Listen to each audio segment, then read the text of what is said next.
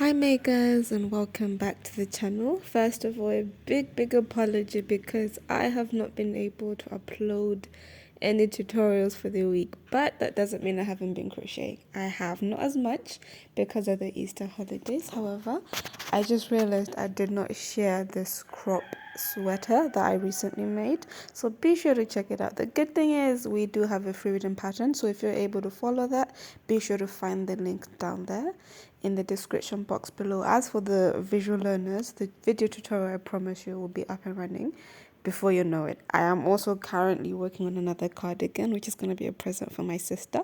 She doesn't know that yet, and I hope she doesn't watch this.